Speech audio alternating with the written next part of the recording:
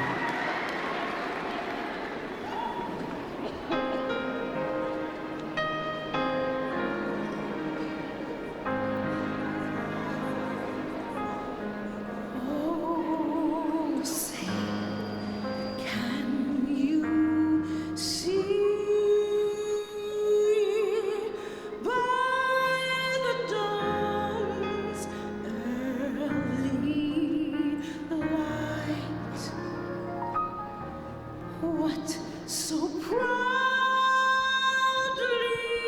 we hail at the twilight's last gleaming, whose broad stripes and bright stars through the perilous fight o'er the ramparts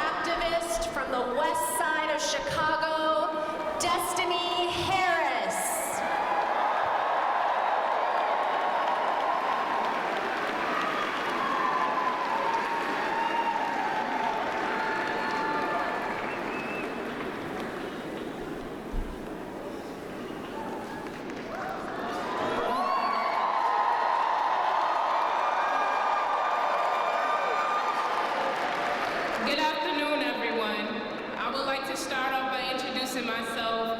My name is Destiny Harris. I am a Black, queer, low-income artist, poet, woman, resistor from the west side of Chicago.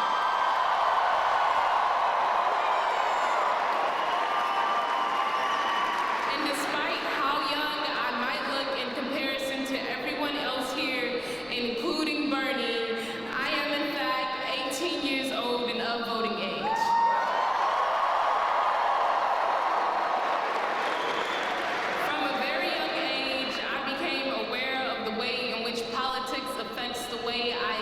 In the world. At the age of 12, in 2013, I saw Francis Scott Key Elementary, my severely underfunded, predominantly Black elementary school located on the west side of Chicago, get shut down at the end of my 6th grade year. I saw the school my friends attended a few blocks down get closed too. At the age of 12, I was forced to grasp the concept of accountability, questioning the decisions of those in power. Who allowed and approved of the closing of 50-plus schools, most of which were located in what I later to learn to be predominantly Black and Latinx severely under-resourced communities in Chicago.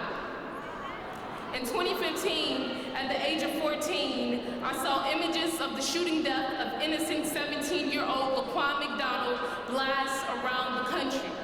I saw his death justified and his character crucified, even as young Black and brown people across the city rose up and demanded justice and a transformation of a racist system that had failed Laquan.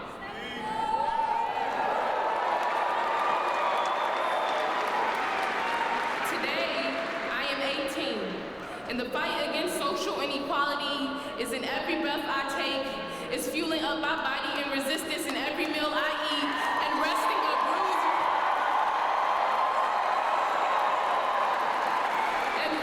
a bruised voice in every rest I take. About a year ago, I decided to get involved with the campaign called No Cop Academy.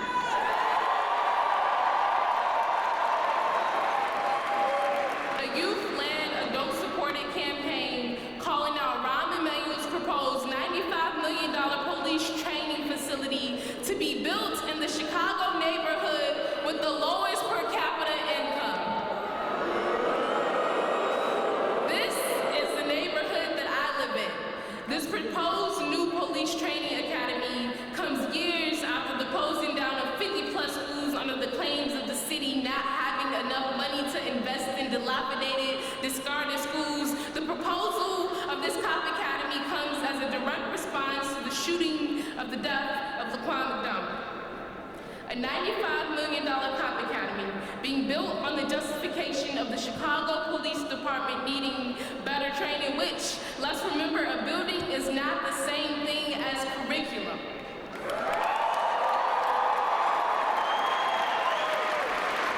And they claim this building will bring economic development to the west side of Chicago. I didn't know economic development looked like more investment in jails, policing, and mass incarceration.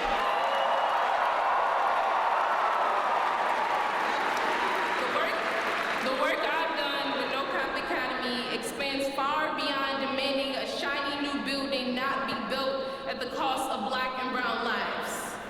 We've been arguing, we've been demonstrating that real community safety is about investing. It's about investing in our schools, in our clinics, in our youth. Real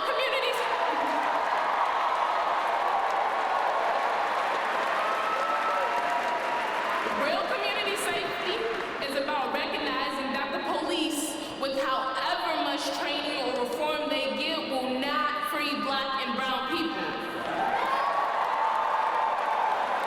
It means acknowledging the fight against the Cop Academy is a fight against many issues plaguing America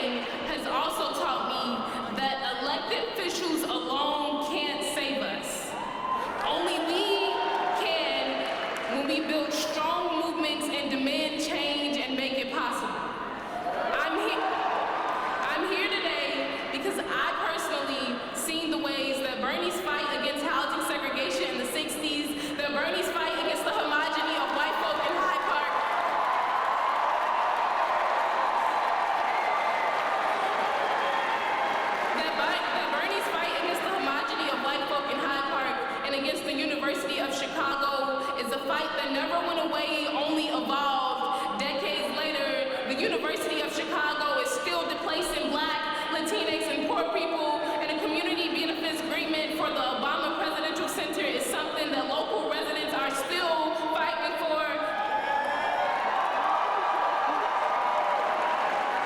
I've learned that a campaign can speak to a multitude of social justice issues, such as the demilitarization of the police, criminal justice reform, ending mass incarceration, investing in schools, and ending displacement all at the same time.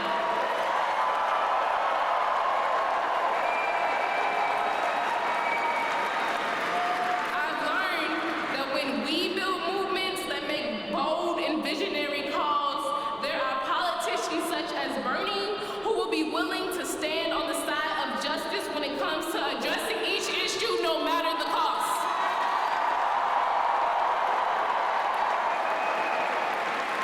Our country is currently in a very vulnerable state. Everyday people are having to prove their existence and their humanity. The current state of affairs is dangerous. We are in desperate need of a president who is willing to stand on the side of justice and prove their commitment to it. We are in desperate need of someone who has not only promised justice, but has practiced it. We've seen Senator Bernie practice justice, and I hope we all continue to put justice into practice by backing the candidates who can bring about the most transformative change and continuing to organize to free our communities day in and day out. Thank you.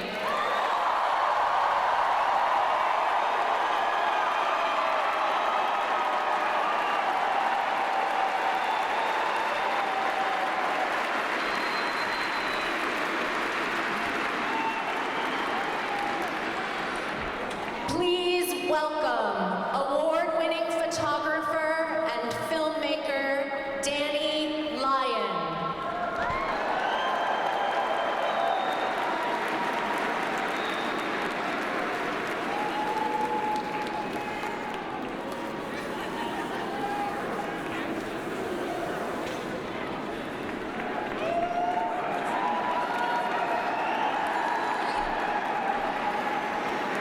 Wow. Hello, Chicago.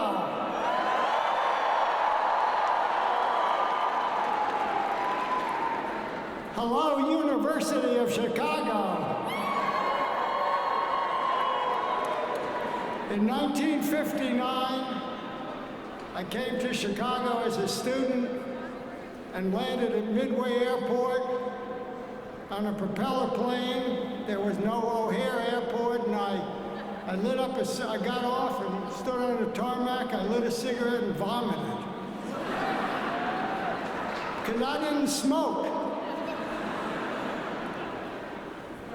They called me last night, and I said, "What do you want me for?" And they said, "Because you went to school with Bernie."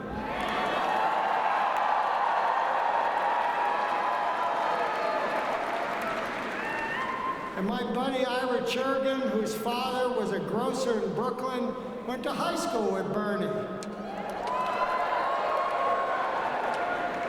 And in the summer, Ira went to look for an apartment, and he knew Bernie was coming to the University of Chicago, and he said, "Bernie," I'm on the phone, "Bernie, I found an apartment."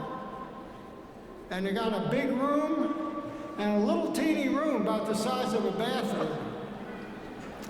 And Bernie said, "Great, I'm going to live with you, Ira." So Ira said, "Well, I'm going to flip a coin." And Ira flipped that coin, and Bernie got the little bitty room. But he didn't care. Bernie cared about bigger things than his own personal comfort.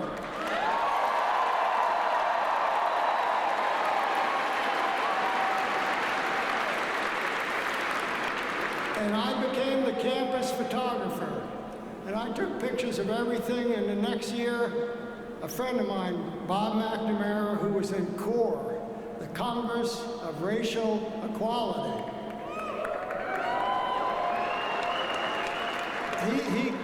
he came to me and said, Danny, you got to come see this. Bring your camera.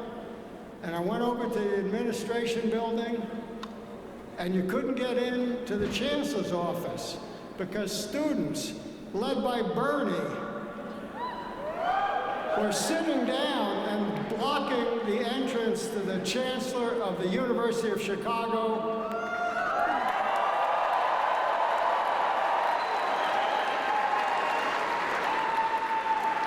The chancellor's name was Dr. George Beadle, and he had won a Nobel Prize, and they shut down his office because the University of Chicago discriminated in all the housing it owned all around Hyde Park and Bernie couldn't stand for it, and he led the students in that sit-in.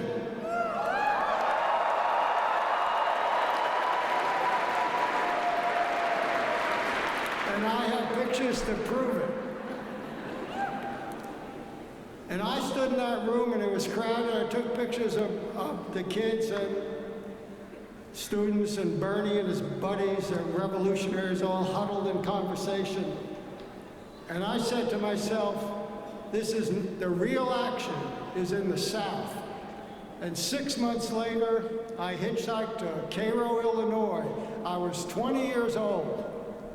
And I was about to make the greatest collection of pictures of the Southern Civil Rights Movement made by anybody.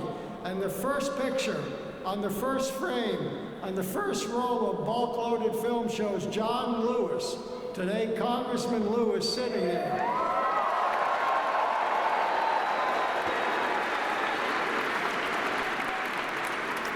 And John led a protest and he kneeled down and prayed, and I took a picture and we made a poster saying, "Come, let us build a new world together."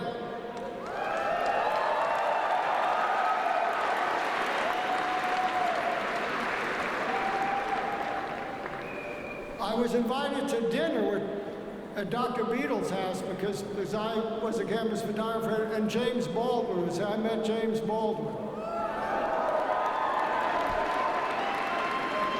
And I was in Selma, Alabama, 3 years before John was beaten there with James Baldwin. And he said, "You know, I've never seen anything like this before." And I thought, what? James Baldwin, who was from Harlem, New York City, had never seen what was going on in the South, and he hadn't. So I became the SNCC photographer, and John said, "Go down south," and I went down to Albany, Georgia, and I got arrested, and I was in jail with Dr. King.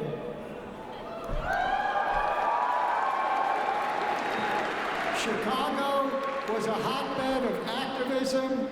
Chicago had the biggest support groups for SNCC. Chicago had Bernie.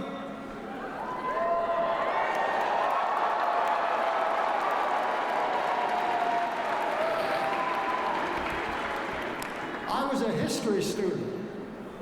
History is written by the winners. History is what we think happened a long time ago. You know, when they did that sit-in, people didn't care. No one patted Bernie on the back. When John Lewis was in Cairo, no one cared. There was no press there. No one cared about these little demonstrations. But that demonstration was the first sit-in to take place anywhere in the North. It took place in January of 1962.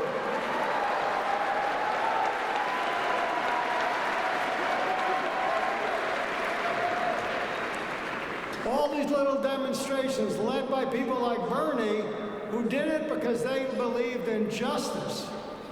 They believed in the idea, written by Thomas Jefferson of all people, that all men are created equal.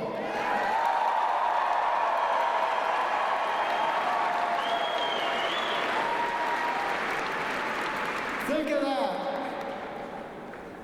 This strange man created an idea that we all believed in, that I believed in high school, and Bernie believed in, and we still believe in. 18 months after Bernie led that sit-in, 14,000 young people like yourselves were arrested in the South. It was called the Firestorm. It was the high water mark of the Southern Civil Rights Movement. And another 3 years after Bernie led that sit-in, John Lewis was beaten down on the Selma Bridge. And by then, we had won. We had won part one of the study of the struggle for justice in the United States. Part one of making all men equal.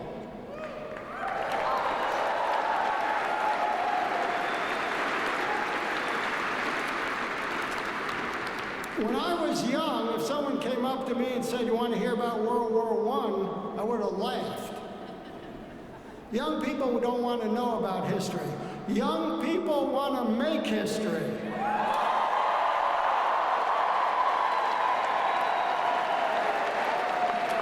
I love you. Goodbye.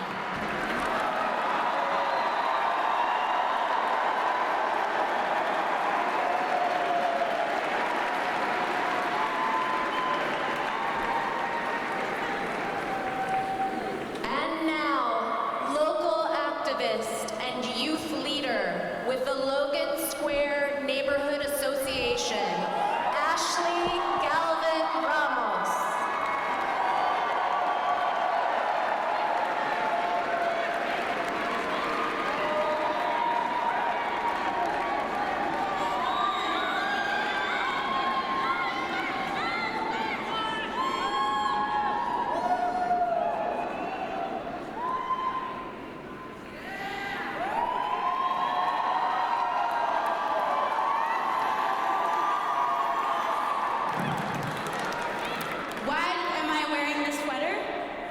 Well, here's my story.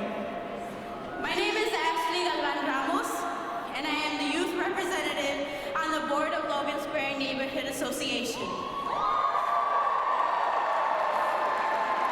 I lived in Logan Square all my life, and I thought I was going to stay for the rest of my life. Logan Square was the only place I knew. It was and still is my home. A year ago, my family and I found out our landlord was selling the building where we were living through our neighbors. They came up to us and asked if we knew if the building was sold. We looked at each other, confused but mainly scared. Our landlord came to visit us that day and introduced to us the new owner of the building. We tried to see if we could get at least a month to pack and find a place. The new owner agreed, but we were to stay longer than that. We would have to pay $1,500 for the rent, where we would pay $800 for the exact same apartment. On March 31st, my family was moving. That was also the day of my sister's census. Instead of celebrating her day, we were packing the U-Haul. We were packing our lives. For a couple of weeks, my family and I were homeless. We didn't know where to go. We were lucky enough to find family friends who let us live in their basement. A basement that didn't feel like home. We felt very restrained. My mom still had to travel to Logan Square for work, and I gave up on school. During the time I was supposed to be in school, I was walking around the neighborhood to look for an apartment. At the time, my life looked really dark and helpless. But without my connections with LS&A, my parents and I would not be homeowners today. Even though we have a new home, the feeling of being displaced still lingers. And that's why I'm proud to be here with all of you today.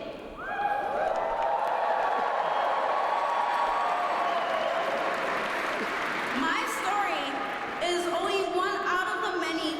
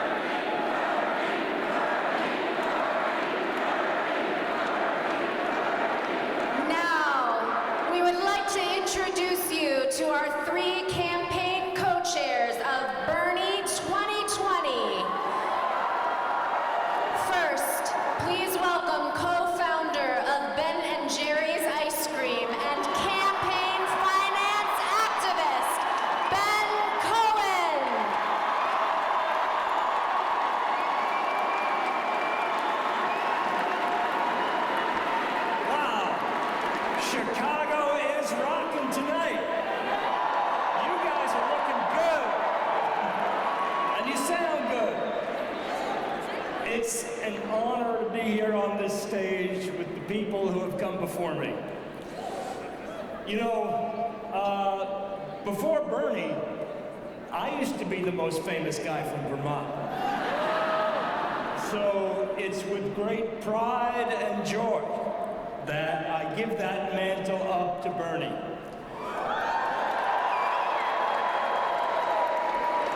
Ice cream is good.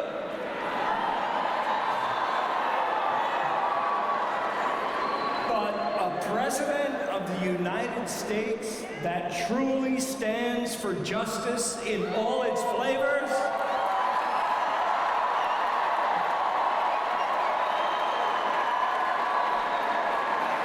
that is euphoric. And that's why I'm here with you tonight in Chicago instead of being back home in Vermont licking ice cream. You know, euphoria is a high-minded word. But the reason Bernie will be able to transform Washington is that he's down to earth. He has a vision, and it's pretty basic. He believes that the United States should work to improve the lives for everyday people.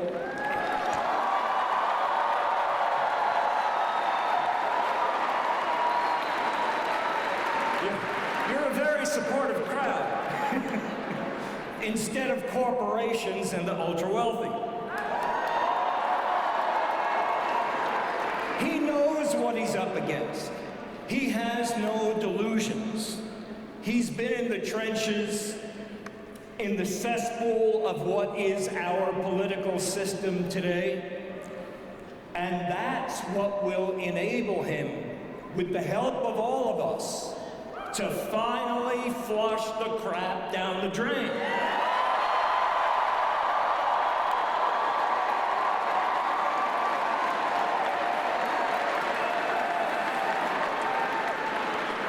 You know, I don't see Bernie as a politician in the normal sense of the word.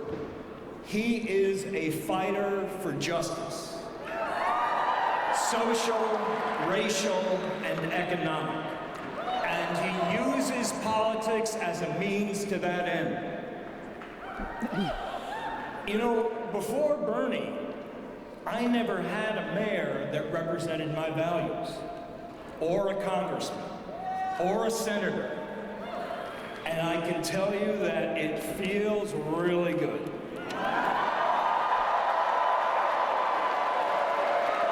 So, I just want to give you a taste of what has gotten me so excited about seeing this guy in the White House.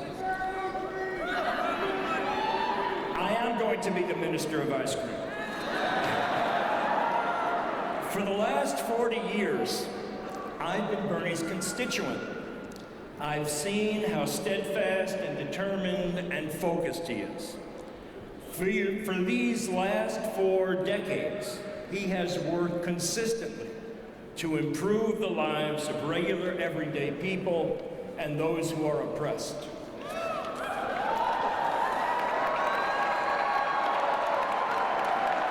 You know, way back in 1980, when Ben & Jerry's was just starting out, Bernie won an improbable victory over an old incumbent machine crony politician, and he became mayor of Burlington, Vermont.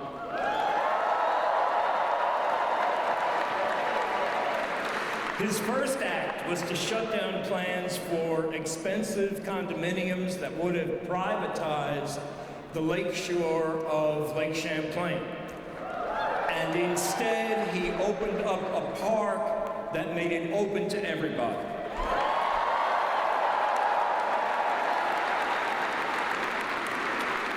When he became my congressman, he personally took busloads of senior citizens across the border into Canada so that they could buy their prescription drugs at real prices.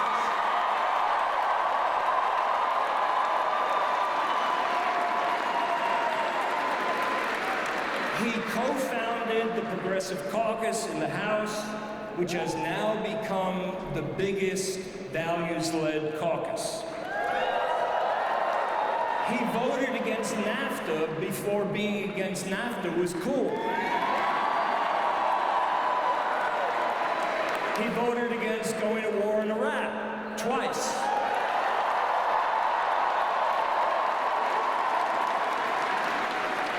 And then in 2007, he defeated the richest man in Vermont to become my senator.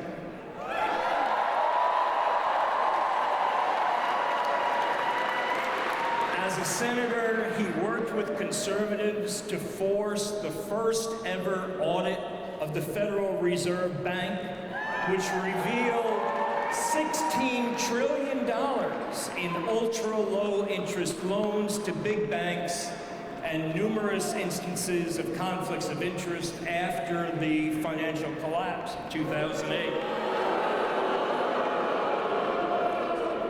Then he led a successful effort to stop the so-called chain CPI, and that enabled recipients of Social Security and veterans to continue to receive the benefits that they deserve.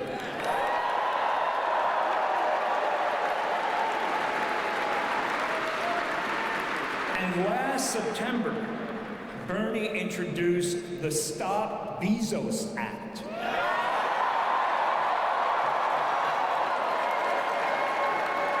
That stands for Stop Bad Employers by Zeroing Out Subsidies. It requires large corporations that pay lousy wages, that force their employees to use Medicaid and food stamps in order to get by, to reimburse the federal government for those costs.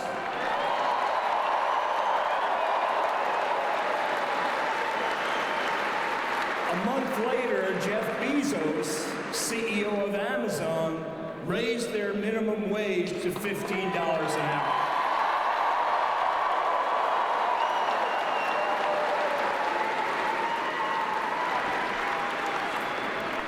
You know, when Bernie ran for president the first time and said he wouldn't take any big money, I thought it was a mistake. That he would never be able to raise enough money to be competitive. And then I came to understand it. He knew that if there weren't enough small dollar donors to get him into office, that he would never have the army of people that would be necessary to enable him to accomplish the big changes that he needs once he gets there.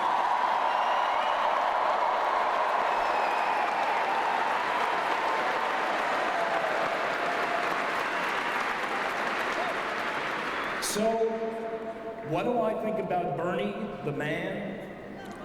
Well, he's always been the same. He never wavers. He has a clear vision of how to make America kind again.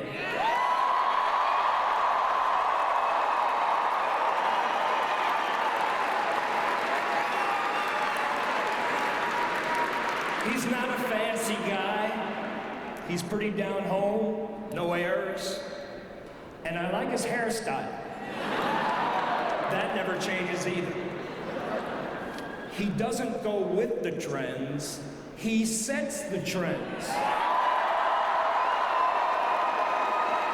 Small donor-funded campaigns, universal health care, publicly funded colleges and universities.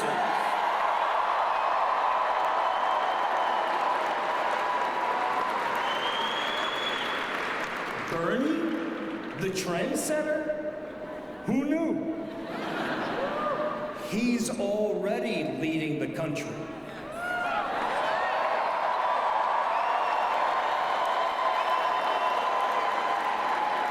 Just look at all the other candidates that are following him. Thank you very much. It's been great to be here with you, Chicago. Next, give a warm welcome to Congressman Ro Khanna.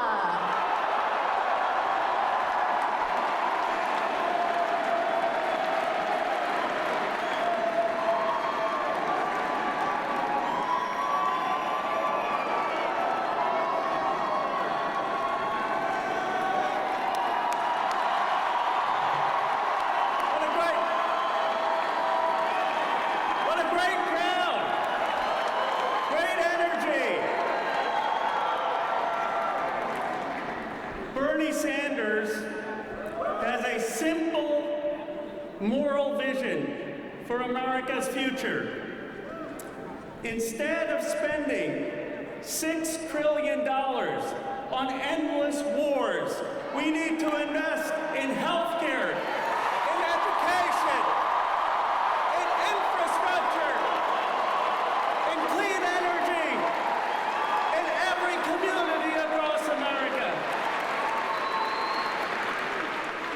Bernie Sanders doesn't just talk about these things, he delivers.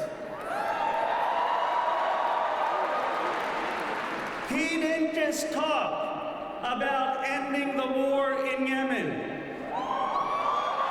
Listen up. It's important. Listen up. He passed, in the first time in the history of the United States, the first time ever, a war power resolution through the Senate to end the civil war in Yemen.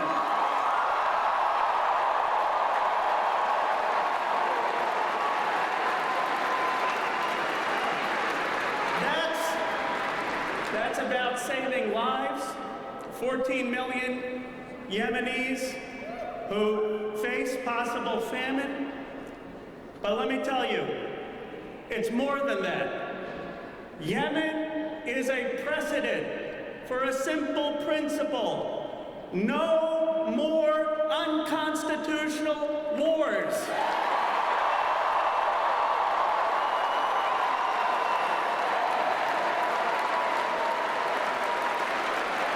And I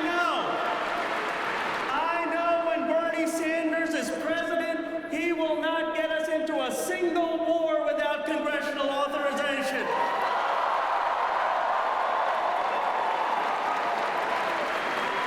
Bernie Sanders doesn't just talk about raising wages, he delivers. When he introduced the Stop Bezos Act, you guys remember that? 3 weeks later, Jeff Bezos raised wages for 350,000 Americans across this country.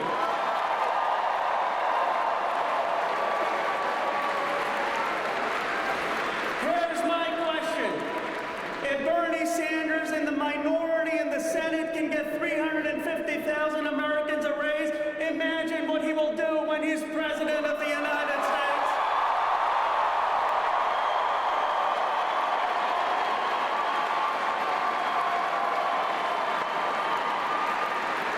Bernie Sanders doesn't just talk about Medicare for all because it's fashionable.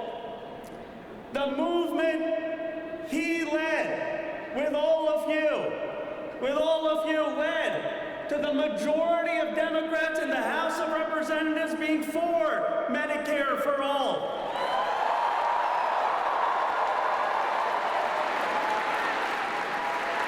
And with his leadership, we will finally get a vote in the House and the Senate for Medicare for all and get that passed.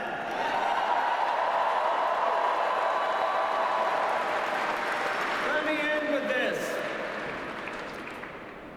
The volume of our politics has gotten loud. There are a lot of people who talk, but what we need is people who think and do. The president loves to talk and talk and talk. 2 hours yesterday.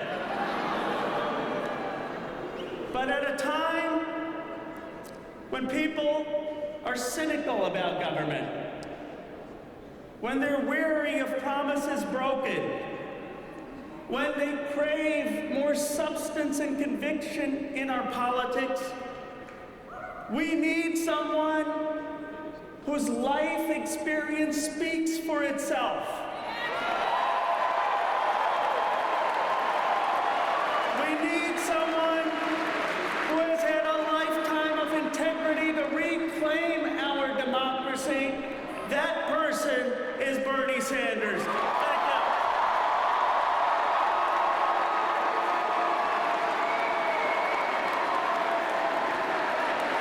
Finally, please welcome to the stage, Senator Nina Turner.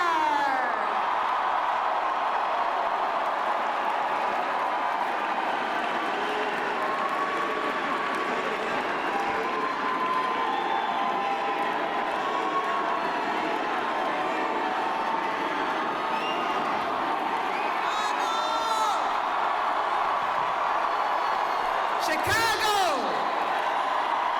Chi-town! In the house. Oh my God. Can I just say that it's Sunday? Can I just say, oh my God? It's so amazing to join you tonight. I love you too, darling. So amazing to join you tonight. And for every speaker and to the co-chairs, and I got to give a shout out to Mayor Cruz from San Juan, Puerto Rico. She's one of our co-chairs and she's back at home, so I gotta give her a shout out. Chicago, the revolution is here tonight.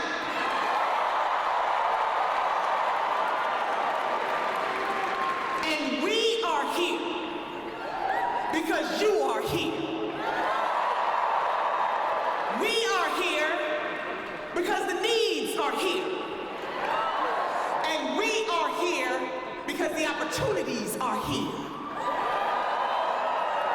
You know, Sister Destiny did that thing. I was back there and I told her, well, she took all my notes.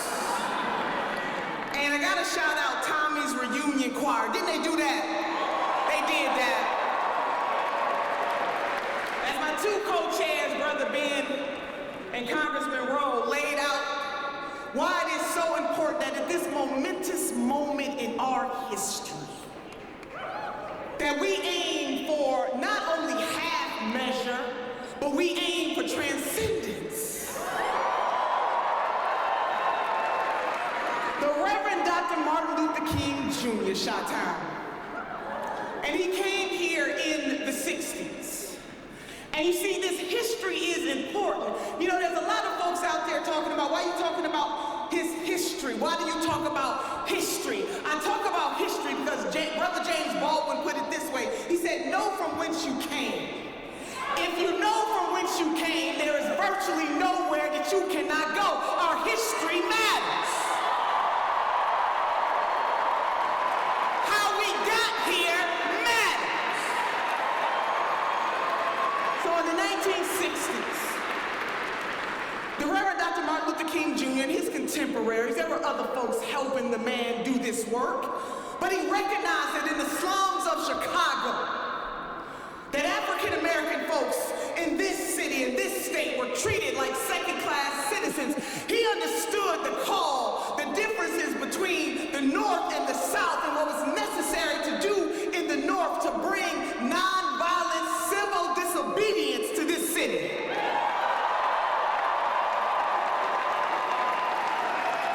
He understood that.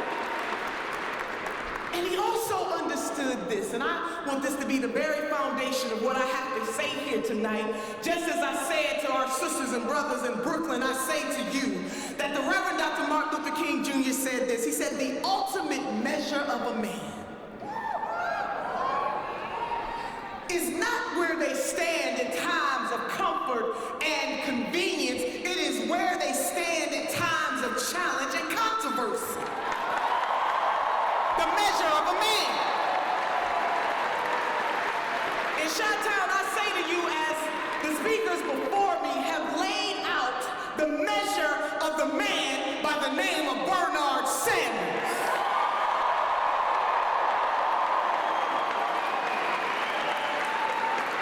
where we hail from, what we come from, what we do matters. And if I might, if I may, because I am the daughter of a preacher, and today is Sunday, in the Christian tradition, it says the following: you shall know the tree by the fruit that it bears. I am here to tell you that Senator Bernie Sanders bears good fruit, righteous fruit, the fruit of justice. Being a first-generation college graduate at the University of Chicago, he understands what the movement for civil rights, for racial justice and equality means. He was in that fight.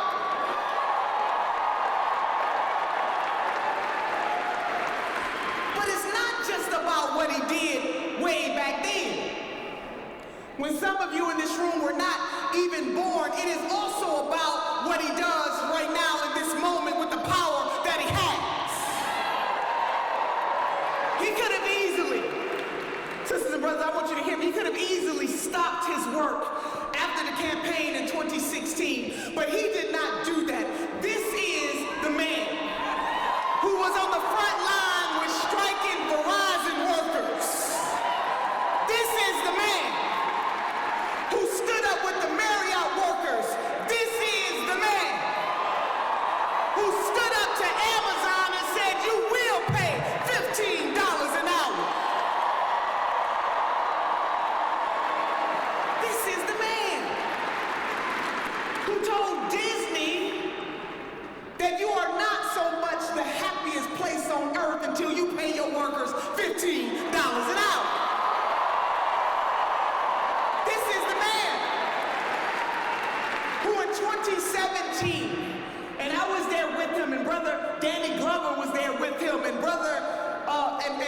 our NAACP brother Cornell Brooks was there with him when he marched on Mississippi in Canton, Mississippi, to support Nissan workers who were trying to unionize with the UAW. This is the man.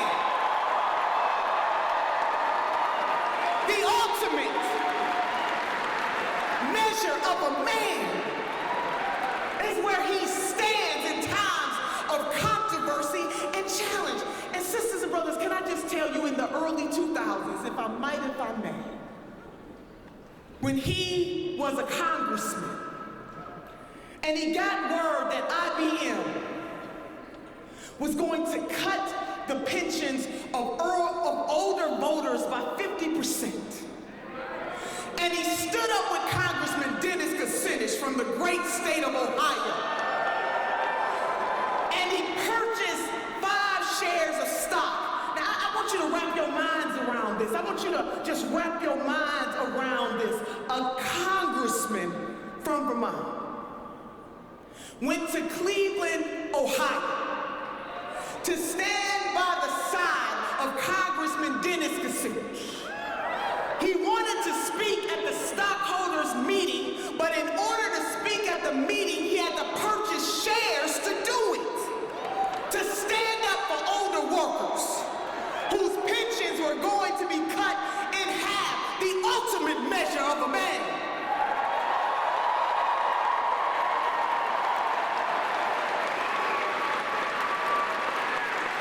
And sisters and brothers, we got the receipts. We got all kinds of receipts. So let me just say this to you, because I'm feeling this thing. They didn't give a sister a cordless mic tonight. They said I would be all over the stage. But I just want you to wrap your minds around this. That with these hands, can you raise your hands wherever you are in this space right now? With these hands, we will transform this country. With these hands, we will have Medicare for all. With these hands, we will have college for all. With these hands, we will secure for ourselves and future generations a better life. With these hands, we will have criminal justice reform.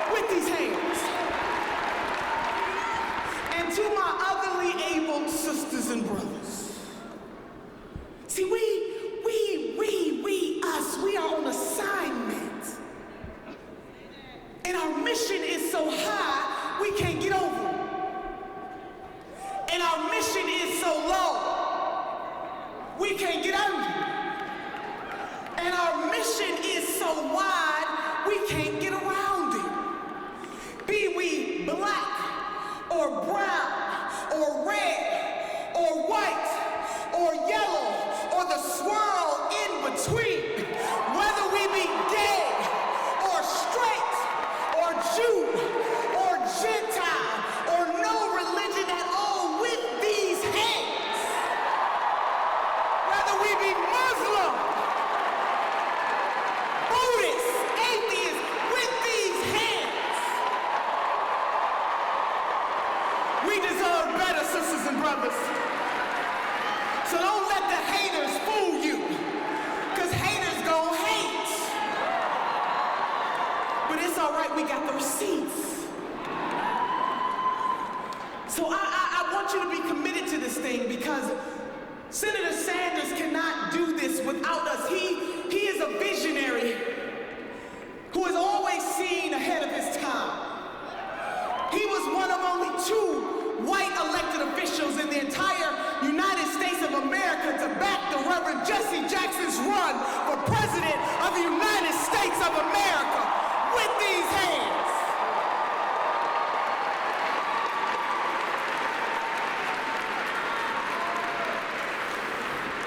We gonna do this. And see, people know that we gonna do this, so the haters gonna come, but I want you to ignore them, and I want you to keep your eye on the prize. Because with these hands, we will rise. So before I bring out the man,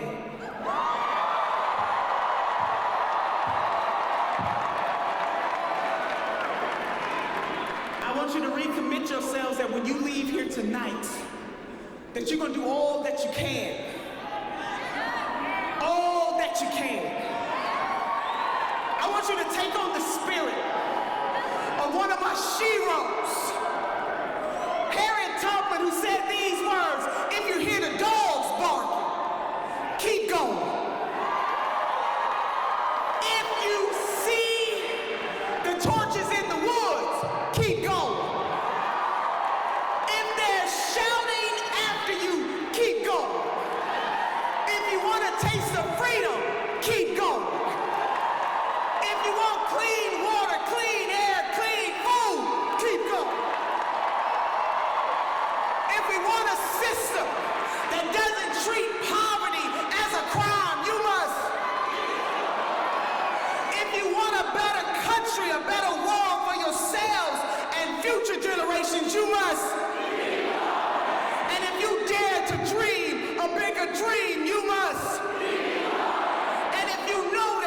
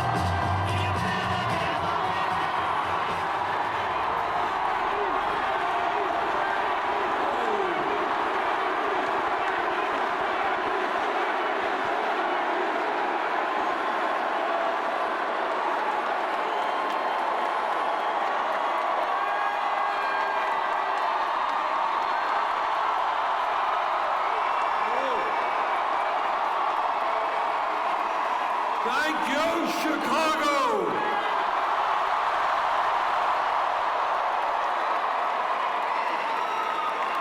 It is nice to have a gathering with a few friends. A small, intimate, quiet get-together. What a turnout, and thank you so much for being here. Let me thank the Tommy's Reunion Choir. Tina Watson-Conley for that great national anthem rendition. Destiny Harris, Danny Lyon, Ashley Galvin Ramos. Let me thank the Ice Cream King from Vermont, Ben Cohn. Let me thank one of the outstanding members of the U.S. Congress, Ro Khanna. And let me thank my fellow political revolutionary, Senator Nina Turner.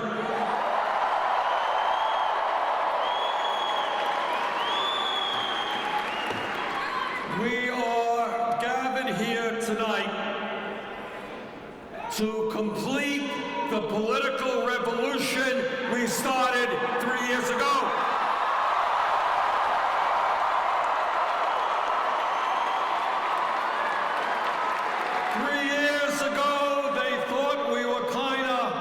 Crazy and extreme, not the case anymore. 3 years ago, the ideas that we brought forth here in Illinois and all over the country were rejected by Democrats. Not anymore.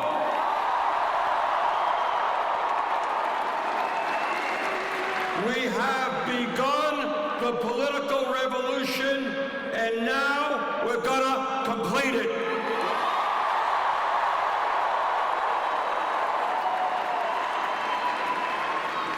I wanna thank all of you for being part of a campaign which will be unprecedented in modern American history.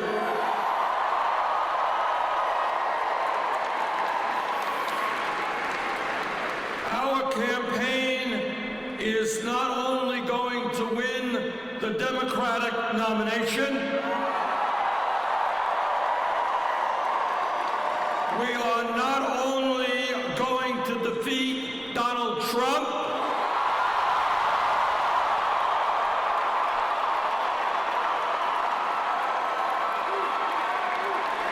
the most dangerous president in modern American history.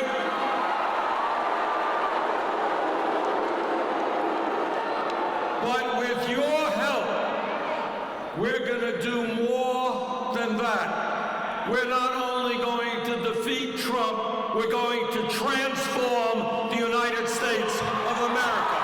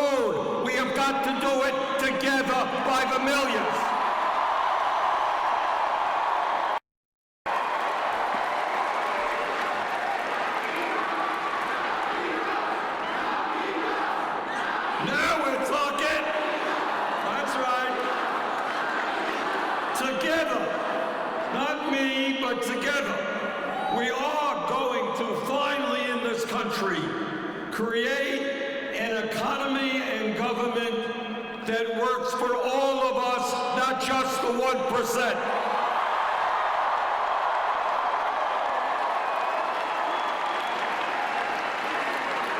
together, we are going to create a political system which is based on the democratic principles of one person, one vote, and end a corrupt political system in which billionaires are buying elections.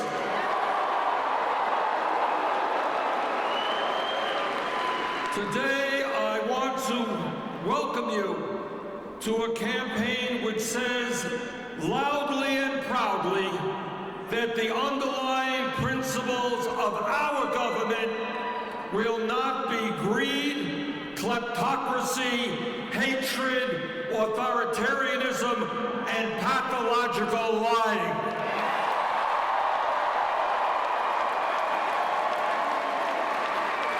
The principles of our government will not be racism, sexism, xenophobia, homophobia, and religious bigotry.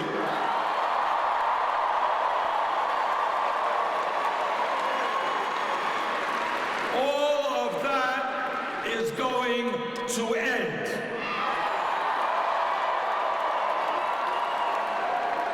The principles of our government will be based on justice.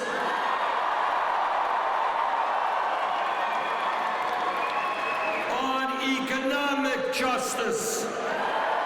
On social justice. On racial justice.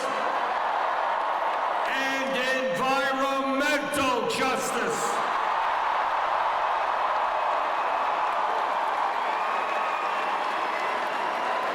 Today, I want to welcome you to a campaign which tells corporate America, the billionaire class, and the other powerful special interests who control so much of our economic and political life that we will no longer tolerate their insatiable greed.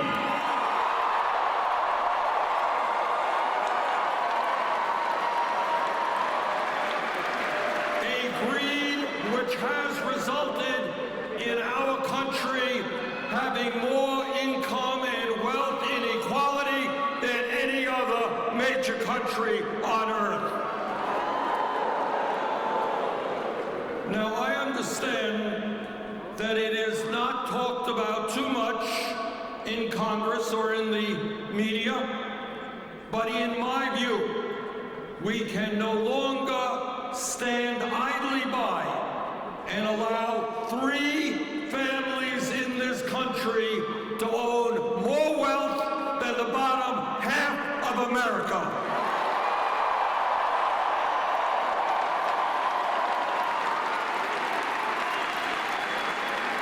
We cannot allow CEOs of major corporations to make over 300 times as much as their workers. We cannot allow the very rich to become even richer, while over 20% of our children live in poverty, while veterans who defended this country sleep out on the streets, and seniors cannot afford the medicine they need.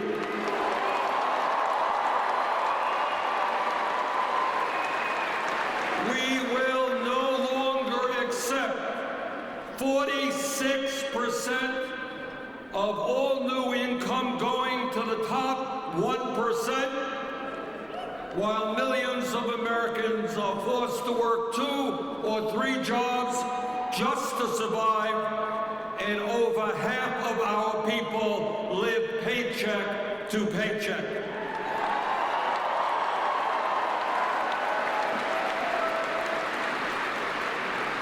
We will no longer accept a situation in which, in the wealthiest country in the history of the world, our younger generation will have a lower standard of living than their parents. They will have lower wages, higher debt, unaffordable housing, and less mobility. Now, I've got 4 kids and 7 grandchildren. Downward mobility is not acceptable to me or the American people.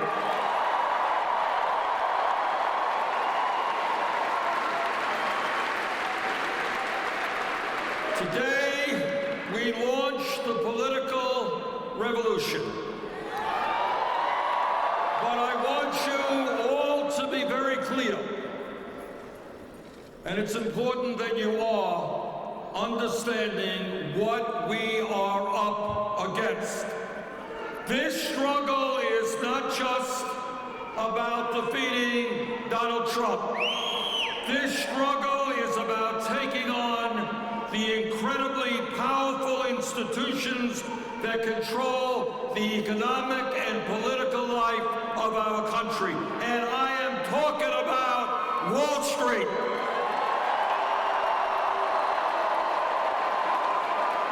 I am talking about the insurance companies and the drug companies and the fossil fuel industry and the military-industrial complex and the prison-industrial complex. Brothers and sisters, there is too much concentration of wealth and power in this country, and this is a fight we are not going to run away from.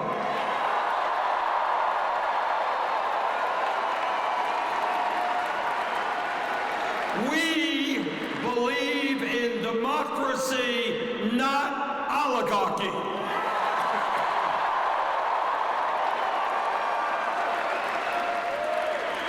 Today, we say to the private health insurance companies, whether you like it or not, the United States will join every other major country on earth and guarantee health care to all people as a right.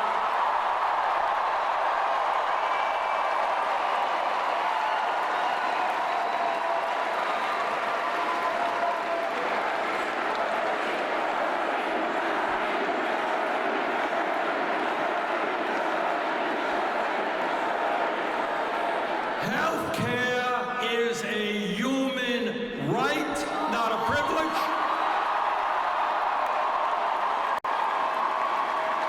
And together, we will pass a Medicare for all single-payer program.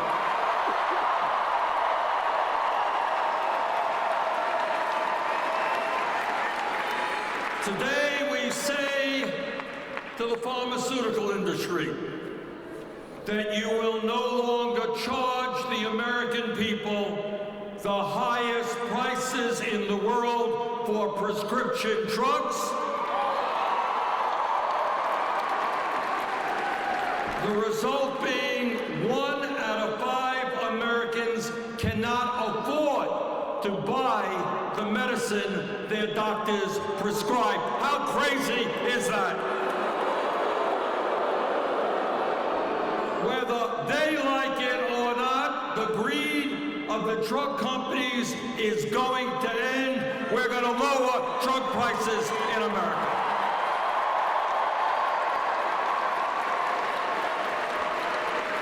Today we say to Walmart and the fast food industry and other low-wage employers, stop paying your workers starvation wages.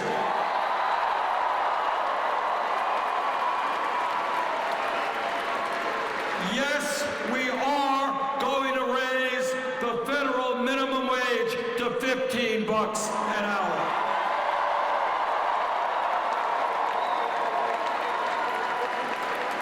It is not a radical idea to suggest that anyone in America who works 40 hours a week should not be living in poverty.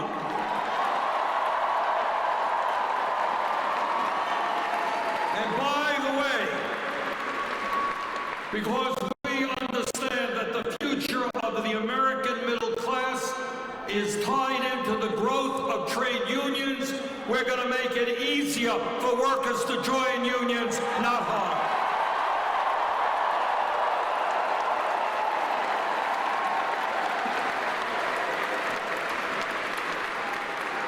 Today, we say to the American people that we will rebuild our crumbling infrastructure, our roads, our bridges, our rail systems, our subways, our water systems, our wastewater plants, our airports, and affordable housing.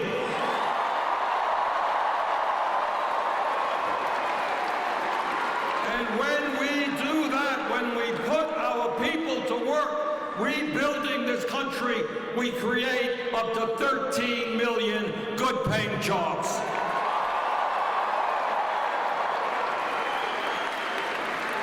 Today, we say to the parents of young children in this country, we understand that 0 through 4 are the most significant ages of a human being, intellectually and emotionally.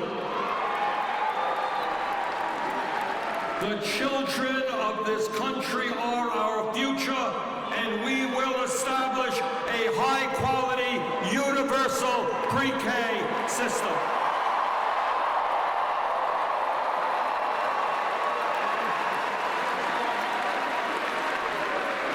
Today, we say to the young people that we want you to get the best education that you can, regardless of the income of your family.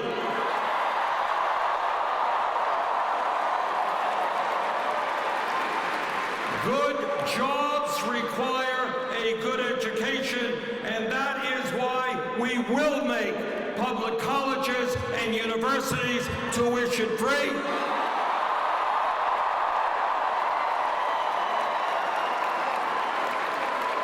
And we will end the absurdity of millions of our people forced to pay high interest rates on outrageously high student loan debt.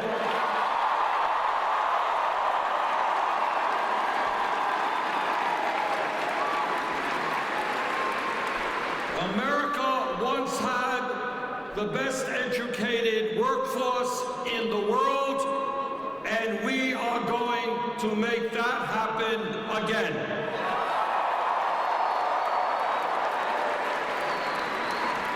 Today, we say to our senior citizens, we understand you cannot survive on $12,000 or $13,000 a year Social Security. My Republican colleagues in the Senate want to cut Social Security benefits. Well, we've got some bad news for them. We are not going to cut Social Security. We're going to expand expedited benefits.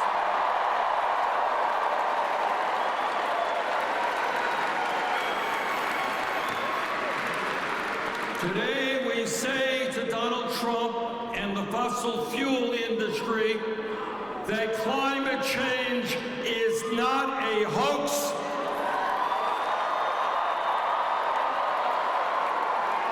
But is an existential threat to our country and the entire planet. And we intend to transform our energy system away from fossil fuel into energy efficiency and sustainable energy. And in the process, we will create millions of good-paying jobs.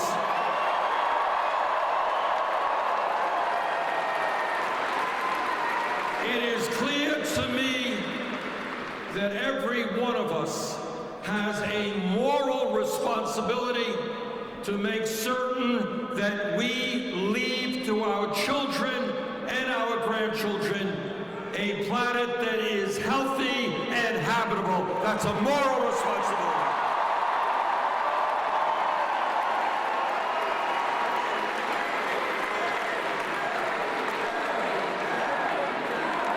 Today we say to the American people that instead of demonizing the undocumented immigrants in this country, we're sick and tired of the demonization. We are going to pass comprehensive immigration reform and a path towards citizenship.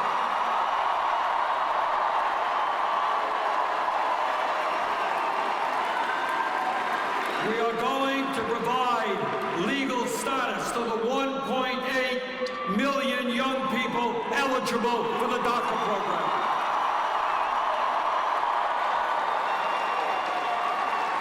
And we are going to create a humane border policy for those who seek asylum.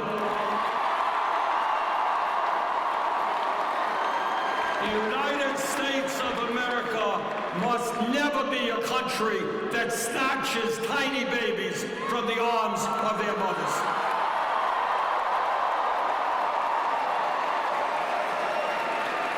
Today, we say to the top 1% and the large profitable corporations, people who have never had it so good, that under Bernie Sanders' administration, we're going to end the massive tax breaks and loopholes that you currently enjoy.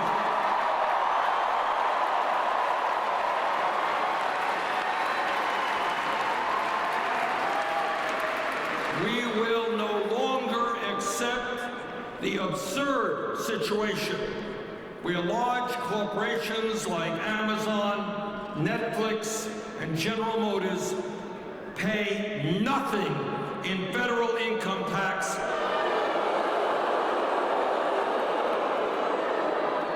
We will no longer tolerate a situation in which the wealthy and large corporations store tens of billions of dollars in the Cayman Islands and other tax havens.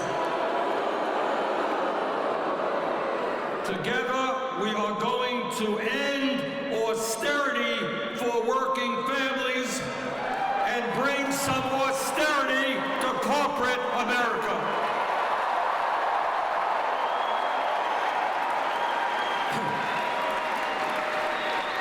Today we say to the military-industrial complex that we will not continue to spend $700 billion a year on the military.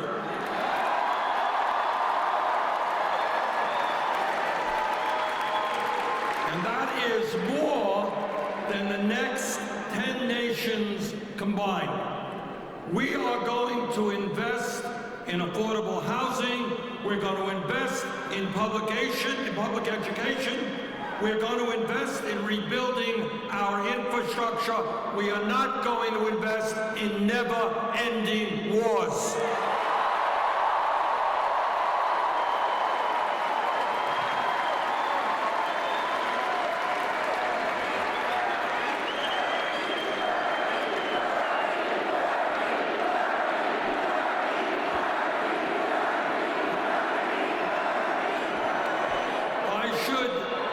To you that this morning, as it happens, I was in Selma, Alabama to commemorate the 54th anniversary of Bloody Sunday, when civil rights demonstrators were beaten as they marched to the state capitol.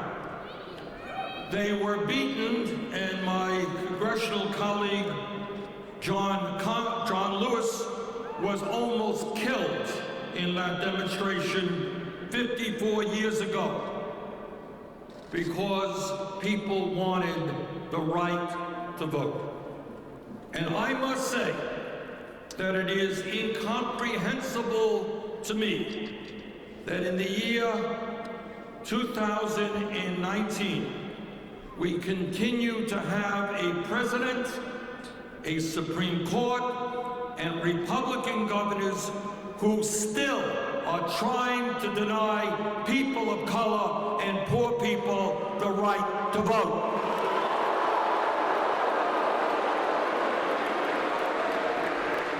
In the last decade, more than 30 states have considered voter suppression laws whose clear intent is to disenfranchise people of color.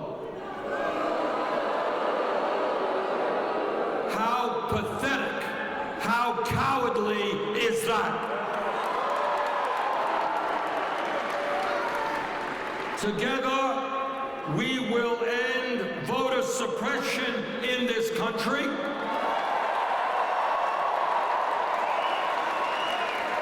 And move to automatic voter registration.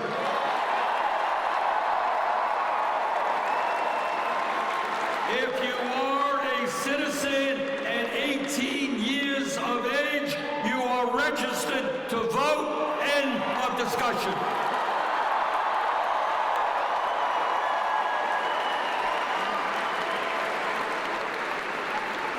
And when we talk about civil rights, let me become a little bit personal. As some of you may know, I spent 4 years of my life here in Chicago.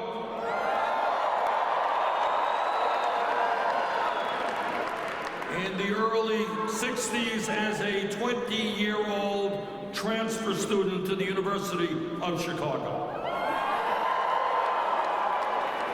Now, I said this before, and I'll say it again, that my 4 years here in Chicago was an extraordinary moment in my life, and very much shaped my worldview and what I wanted to do. I should also say that while the University of Chicago was and is an excellent school, the truth is that I learned a lot more off campus than in my classrooms. Now, that doesn't mean that you shouldn't go to your classes. As someone who came from a working class family that didn't have a lot of money, Chicago provided me, for the first time in my life, the opportunity to put two and two together in understanding how the real world worked, to understand what power was about in this country and who the people were who had that power. Those years enabled me to understand a little bit about how wars get started, to learn about racism and poverty and other social ills. My years here in Chicago gave me the opportunity to become involved in the civil rights movement, in the labor movement, in the peace movement, and in electoral politics. So thank you, Chicago, for that opportunity.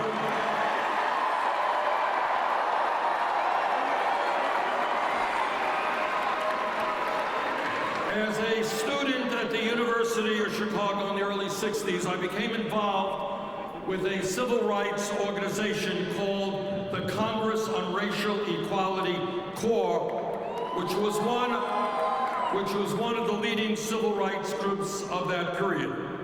Now, some of you may not know this, but in the early 1960s, the University of Chicago owned segregated housing.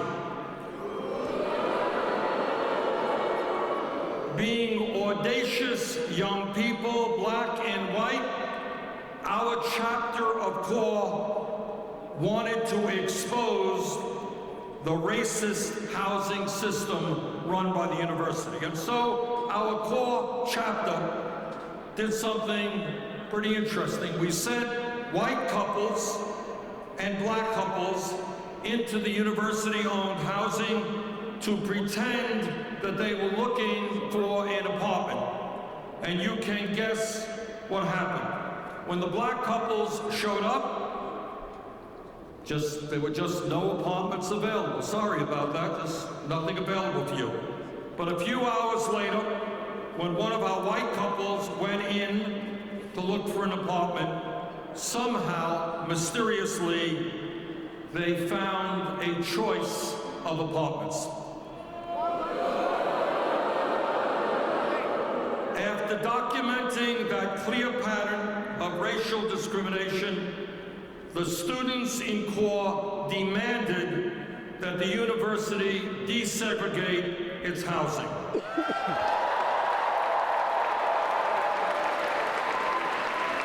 When they refused, we staged one of the first ever civil rights sit-ins in the North.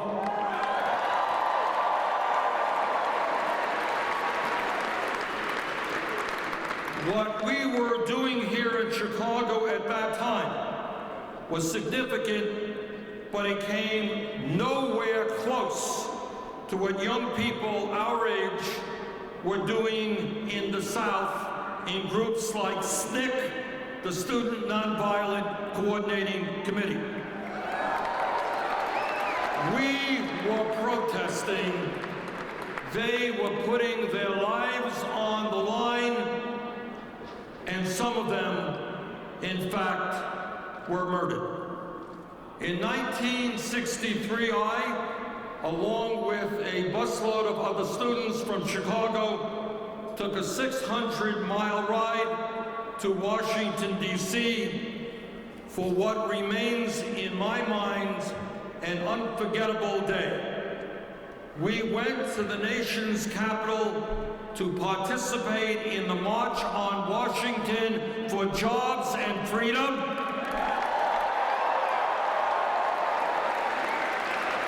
Led by one of the great leaders in American history, Dr. Martin Luther King, Jr.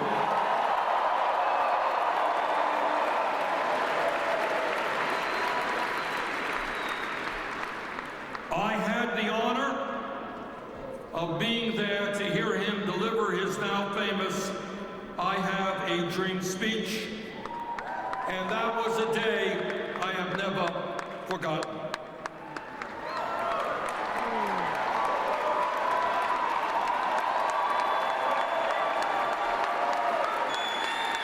But returning home to Chicago, we knew that we had a lot more work to do. At that time, it was 9 years, it had been 9 years since the Brown versus Board of Education decision, Supreme Court decision, that desegregated schools in America. But the school officials here in Chicago at that time had still refused to meaningfully desegregate the city's public schools. Black schools were overcrowded and underfunded, with many students forced to share chairs and desks.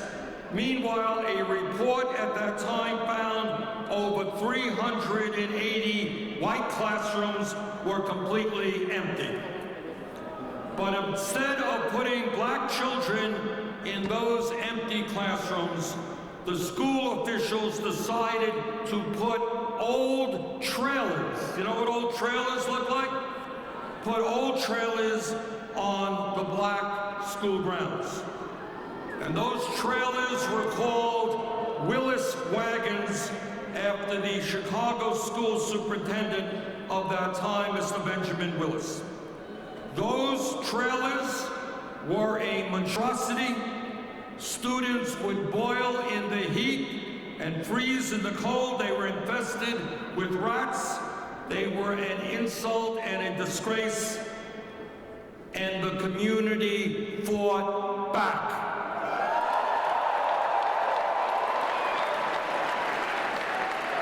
One day, many of us went to the spot where they were planning to put the trailers. We were corralled by the police and told not to cross a line. Well, some of us did cross that line.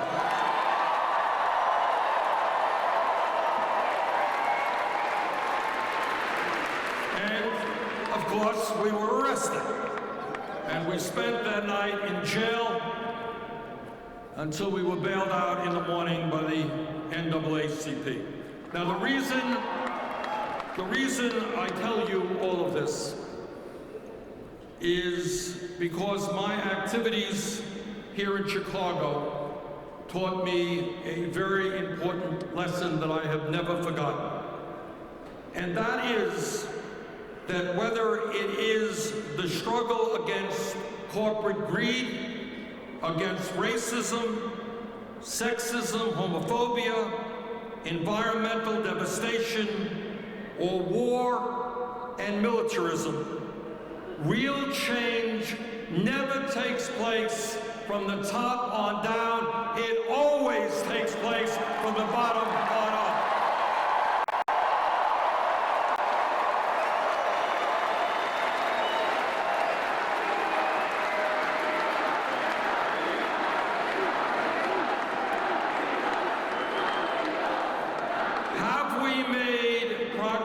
Civil rights in this country since the early 1960s when I lived here in Chicago? And the answer is yes, we have.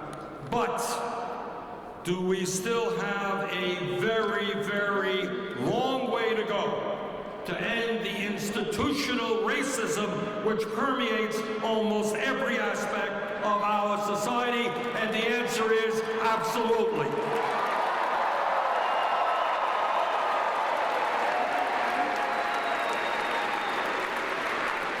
2 years ago, we turned on our televisions and we saw Nazis marching in Charlottesville. Nazis marching in the streets of the United States. We have in recent years seen a major spike in hate crimes against blacks, against Muslims, against the gay community, against Jews, against Latinos, and other minorities. And over the last number of years, we have seen a terrible level of police violence against unarmed people in the minority community.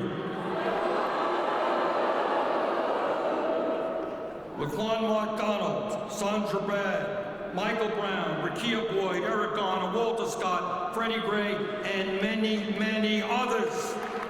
People of color killed by police who should be alive today. Furthermore, we know that African Americans are twice as likely to be arrested and almost 4 times as likely to experience physical force in an encounter with the police. Today, black men are sentenced to 19% more jail time for committing the exact same crime as white men, and African Americans are jailed at more than 5 times the rate of whites. All of this and more is why we are finally going to bring about real criminal justice reform in this country.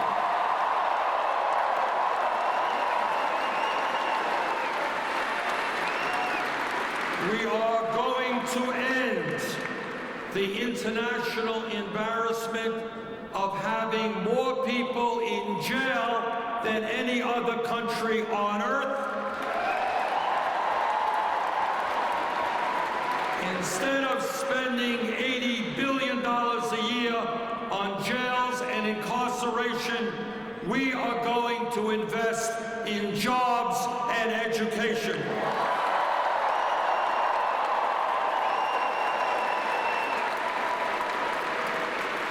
No more private prisons and detention centers.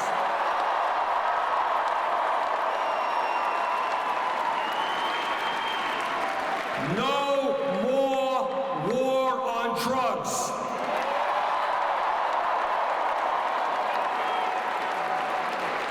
No more keeping people in jail because they are too poor to afford cash bail.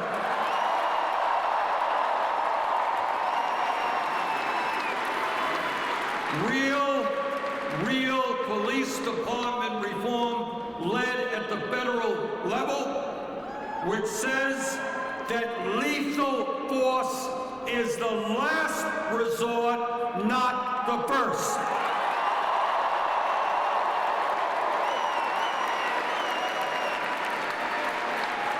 And by the way, when we talk about criminal justice reform, we are going to change a system in which tens of thousands of Americans every single year get criminal records for possessing marijuana, but not one major Wall Street executive went to jail for destroying our economy in 2008. No, they didn't go to jail. They got $1 trillion bailout. Our campaign, as you know, is about fundamentally ending the disparity of wealth and power in our country when so few have so much and so many have so little. But as we do that, we must end the disparity within the disparity. Today, the average black family has 1/10 the wealth of the average white family. Today, the infant mortality rate in black communities is more than double the rate for white communities, and the death rate for cancer and almost every disease is far higher for blacks. Black women are 3.5 times more likely to die from pregnancy than white women. Today, Flint, Michigan is still without new pipes for clean water. And it's not just Flint. There are thousands of other communities, often minority communities, where the water that people are drinking, the air that people are breathing, is not fit for human beings. Today, redlining prevents black-owned businesses from getting the loans they need, and predatory lending results in higher interest rates in the African-American community. Whether it is a broken criminal justice system or massive disparities in the availability of financial services, or health disparities, or environmental disparities, or educational disparities, our job is, and we will, create a nation in which all people are treated equally.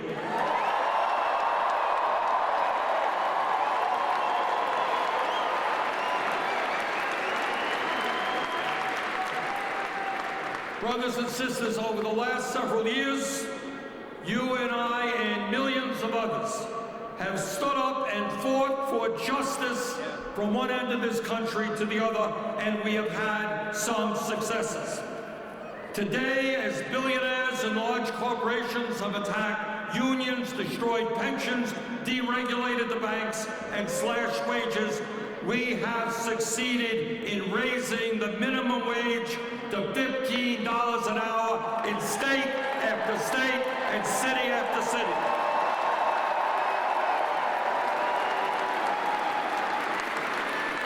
And we have forced large corporations like Amazon and Disney to do the same, to pay their workers a living wage.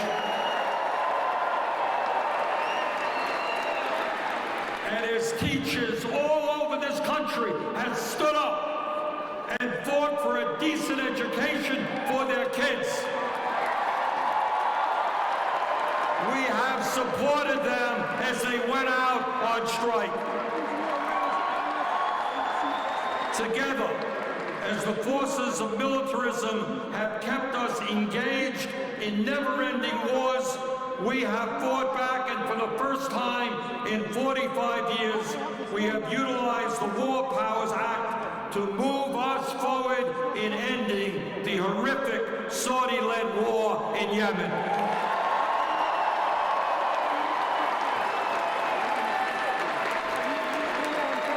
Together, as so many of our young people have received criminal records for nonviolent offenses, we have fought to end the war on drugs, and we have seen state after state decriminalize marijuana or legalize marijuana.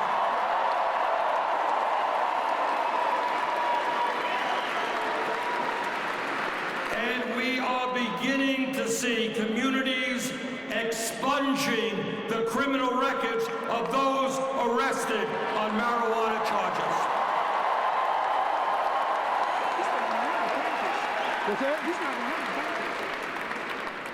We have won some victories, but our struggles have certainly not always been successful.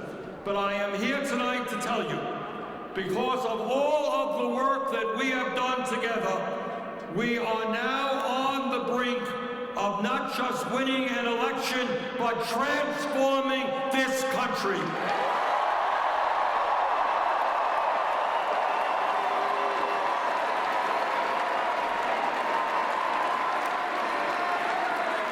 And let me tell you what that transformation will look like when we are in the White House.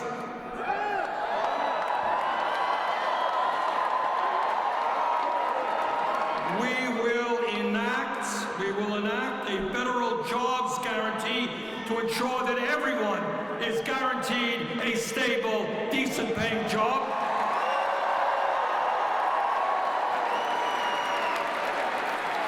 There is more than enough work to be done in this country. Let's go out and do it and put people in those jobs.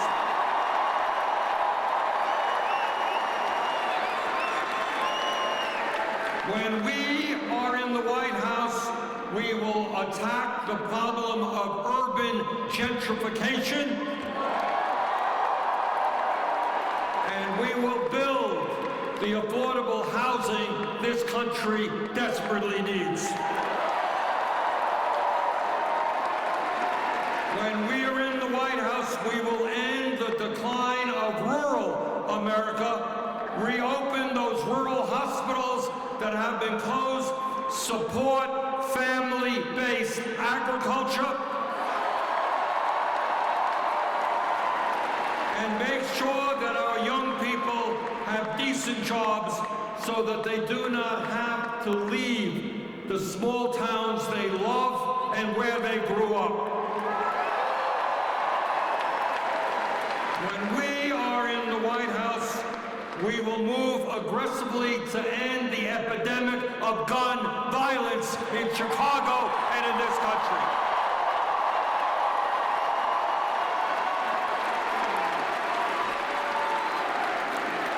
And the NRA notwithstanding, we are going to pass common sense gun safety legislation.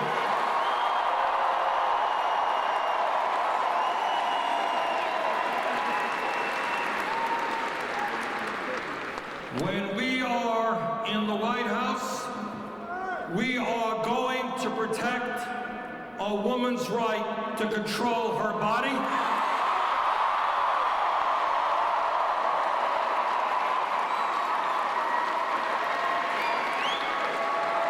That is not a decision for the federal government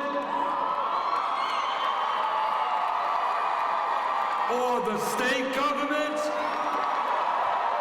or the local government. That is a woman's choice and nobody else's.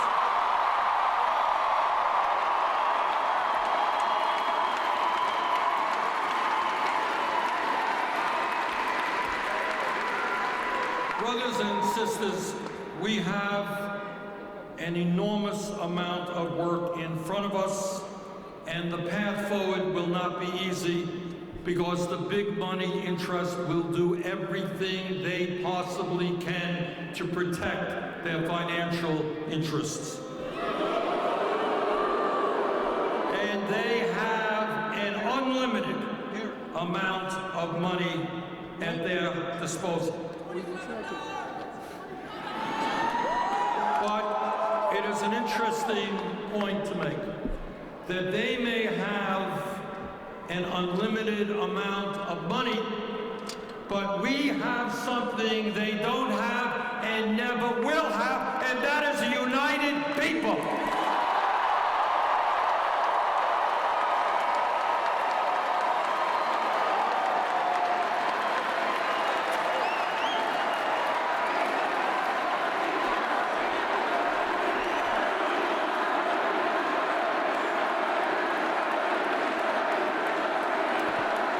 This is what I believe from the bottom of my heart.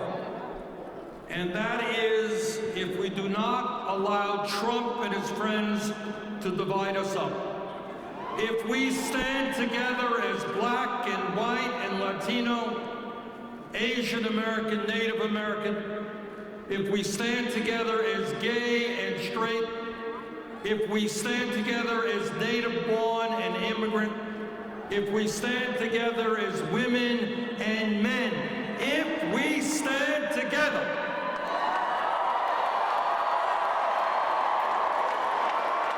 if we stand together, urban and rural, north, south, east, and west, if we understand that there really is no such thing as a red state or a blue state, but that we are a nation in which in every single state, the majority of working people are struggling hard to provide a decent life for their kids. If we stand together, believing in justice and human dignity, if we believe in love and compassion, the truth is, there is nothing we cannot accomplish. Let us go forward.